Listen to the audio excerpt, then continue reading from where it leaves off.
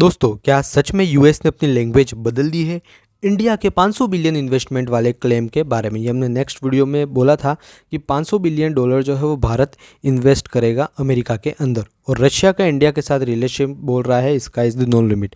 आज हम इस पूरे डिप्लोमेटिक ड्रामा को सिंपल लैंग्वेज में समझेंगे, तो हमारे साथ जुड़े रहिए। आपको वीडियो पावरफुल ग्लोबल पॉलिटिक्स की रियल पिक्चर दिखाएगा। सबसे पहले हम बात करते हैं, क्या यूएस ने रिमूव कर दिए हैं 550 बिलियन फ्रॉम इंडिया ये रेफरेंस। सबसे पहले एक शॉकिंग अपडेट, यूएस ने अपनी स्टेटमेंट से इंडिया के 500 बिलियन इन्वेस्टमेंट वाले रेफरेंस हटा दिया है। पहले यूएस बोल रहा था कि इंडिया ने प्रॉमिस किया है कि वो इतना इन्वेस्टमेंट करेगा, लेकिन अब वो लैंग्वेज चेंज हो गई है। इसका मतलब यूएस ने अपनी लैंग्वेज सॉफ्ट कर दी है, या तो डिप्लोमेटिकली या फिर वो प्रेशर से पहले जैसा दमदार नहीं बोलना चाहता। आप सोच रहे होंगे why would US change tone. चलो आगे समझते हैं ब्रिक्स समिट और इंडिया की चेयरमैनशिप के बारे में। ये आप देख सकते हैं 5 देश जो ब्रिक्स में हैं। अब बात करते हैं ब्रिक्स की, जहां इंडिया ने 1 जनवरी 2026 को फॉर्मल चेयरमैनशिप एज्यूम किया।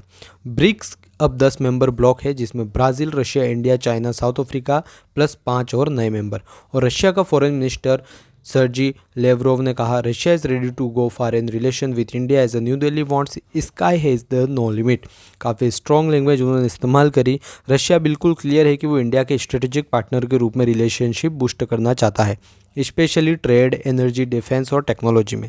रशिया के ऊपर सेंशल ऑयल कंट्रोवर्सी के बारे में बात करें, और जब बात रशिया की होती है तो सेंशन की बातें तो निकलती ही है। लेवरोव ने यूएसए पर क्रिटिसाइज़ किया कि वो अनफेयर मेथड यूज़ कर रहे हैं, स्पेशली सेंशन से, ताकि रशिया के ट्रेड, इन्वेस्टमेंट और मिलिट्री ऑपरेशन को पेस डाउन कर सके। और एक इंटरेस्टिंग बात, यूएस ने एक एग्जीक्यूटिव ऑर्डर में 25% एक्स्ट्रा टैरिफ हटा दिया था इंडिया के ऊपर, जो कि ऑयल इंपोर्ट को लेकर इम्पोज किया हुआ था लास्ट ईयर से। ट्रंप ने यह भी क्लेम किया कि India agrees not to buy Russian crude oil, लेकिन इंडिया ने क्लियर नहीं किया था। India stand on oil procurement. India foreign minister secretary Vikram Misri ने बोला कि India will maintain multiple source for crude oil purchases, यानी इंडिया किसी एक सोर्स पे डिपेंड नहीं करेगा।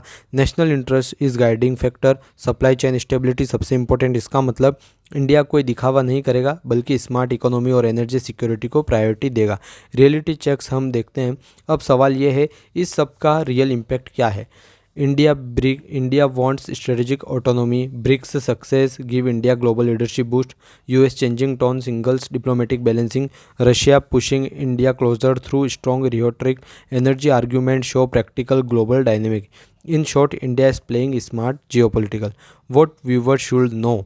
तो दोस्तों, बॉटम लाइन ये है, US quite back tracks on strong claims, Russia publicly praise Indian partnership, और इंडिया रिमेंस न्यूट्रल, स्ट्रेटेजिक और डाइवर्सिफाई, और BRICS under India is a huge opportunity. Global politics अब फास्ट बदल रही है और इंडिया बीच में एक स्ट्रॉन्ग प्लेयर बनता जा रहा है।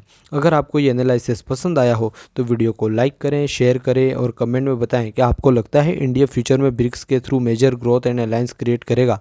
और हाँ, सब्सक्राइब और बेल आइकन दबाना मत भूलें, ताकि ऐसे ही और डीप वीडियोज़ लाता रहूँ। देखने के लिए धन्यवाद। जय हिंद।